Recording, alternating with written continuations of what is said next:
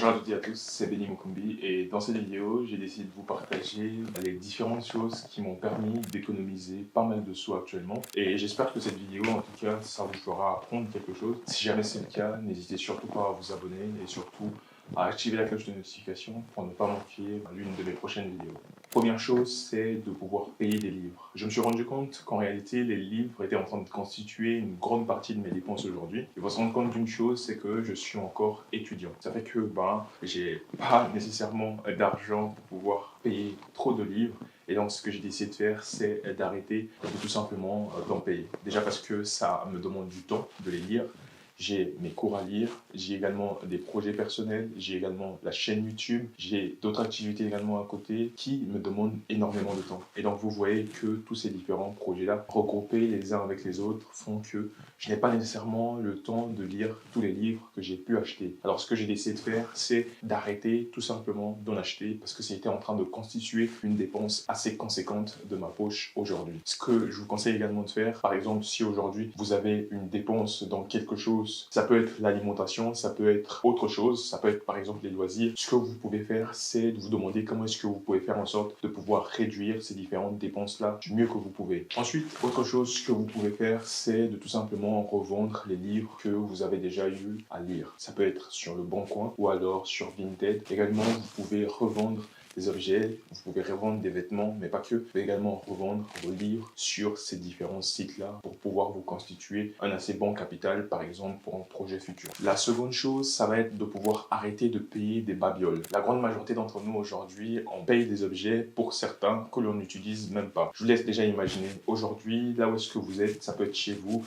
ça peut être juste en imaginant. Dites-vous, il y a combien d'objets dans votre quotidien que vous avez achetés, dans lesquels est-ce que vous avez mis de l'argent, mais qui au final ne vous servent à absolument rien. Donc, dites-vous, ces différents objets-là également, vous pouvez les revendre sur Vinted, sur le Bon Coin, et surtout de vous faire un capital de côté. Et autre chose que vous pouvez faire, c'est d'arrêter d'en acheter. Parce que ces objets, en réalité, déjà qu'ils ne vous servent à rien, ça ne sert à rien de continuer à en payer, de continuer à emmagasiner des objets qui, au final, n'ont aucune véritable utilité. J'en ai moi-même ici dans ma chambre, c'est qu'il y a une grande partie de ces objets qui, au final, ne me servent pas à grand chose. C'est ce que je vous conseille également de faire, c'est tout simplement arrêter de payer les choses par pulsion, par désir, mais de payer ce que vous avez vraiment besoin. La troisième chose, c'est d'arrêter de payer des gadgets électriques. La grande majorité d'entre nous aujourd'hui, lorsque le nouvel iPhone sort, on est allé voir à quoi est-ce qu'il ressemble, des nouvelles mises à jour, mais en réalité, ces grandes entreprises-là comme Apple dépensent d'énormes sommes dans des campagnes marketing pour que nous puissions payer leurs produits.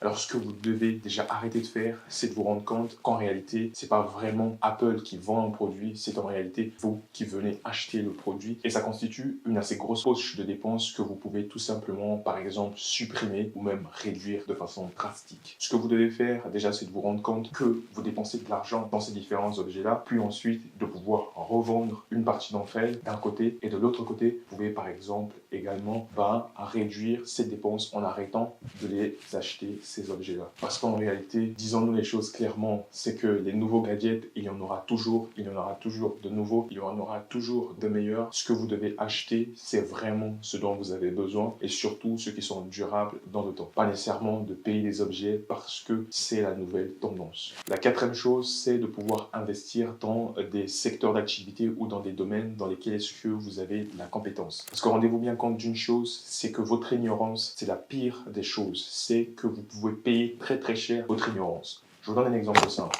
Aujourd'hui, on entend tous parler de crypto, c'est que la crypto a monté, mais vous ne savez pas comment est-ce que les cryptos fonctionnent.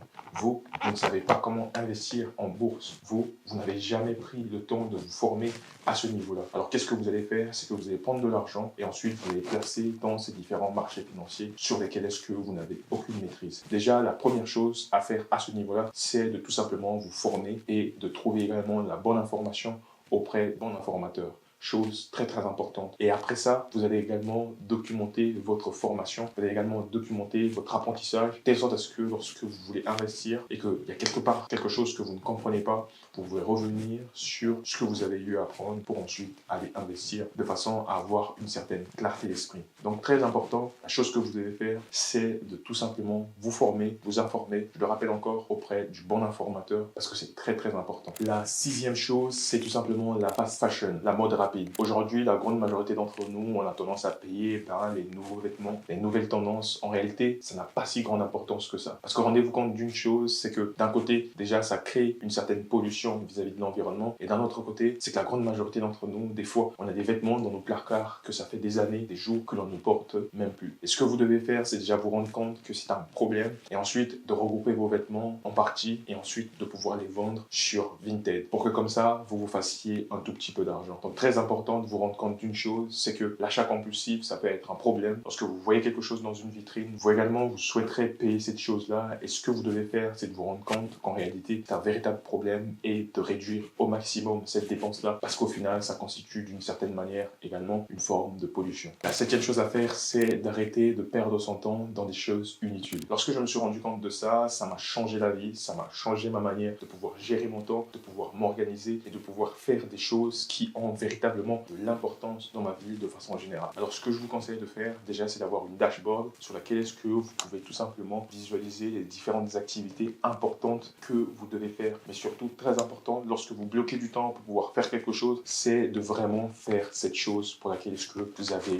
bloqué du temps. Parce que rendez-vous compte d'une chose, que vous soyez en Asie, que vous soyez en Europe, en Afrique, en Inde, partout dans le monde, en réalité, on a tous 24 heures. Le problème, c'est que la grande majorité d'entre nous, nous ne savons même pas comment est-ce que nous utilisons nos 24 heures. Pour certains, ils vont passer beaucoup de temps sur les écrans. Ça peut être sur nos téléphones portables, sur les différents réseaux sociaux. On passe pas mal de temps. Et ce que vous devez vous rendre compte, c'est que c'est un problème, mais surtout de le réduire drastiquement, de telle sorte à ce que vous ayez une totale maîtrise de votre temps. La huitième chose à faire, c'est de payer une voiture trop chère. Lorsque vous commencez à avoir votre premier salaire, l'un des premiers réflexes des gens de façon générale, c'est généralement de dépenser leur argent. Parce que je le rappelle encore, à chaque fois que nous recevons notre salaire, les gens se disent qu'est-ce que je vais acheter. Il y a d'autres personnes qui disent comment est-ce que je vais faire pour pouvoir faire fructifier mon argent. Et la grande majorité d'entre nous, on est généralement de la première catégorie, le réflexe avoir de l'argent et ensuite avoir besoin d'aller acheter quelque chose. Ce que vous devez vous rendre compte, c'est que ça, c'est un véritable problème. Et ensuite, rendez-vous compte d'une chose, c'est que votre voiture en réalité constitue un passif. En réalité, votre voiture ne vous rapporte absolument rien parce que vous allez mettre de l'argent dedans, vous allez dépenser pour l'entretien, pouvoir l'amener chez le réparateur et tout ça en fait, ça va constituer une poche de dépenses qui peut être assez conséquente au fil du temps. Et ce que vous devez tout simplement faire, c'est payer uniquement ce dont vous avez besoin, payer uniquement la voiture dont vous avez besoin et non pas de payer une voiture pour pouvoir flamber, pouvoir montrer aux gens que vous également, vous avez une certaine forme de réussite parce qu'en réalité, vous n'avez absolument rien à prouver à personne. Donc, payer quelque chose, pourquoi est-ce que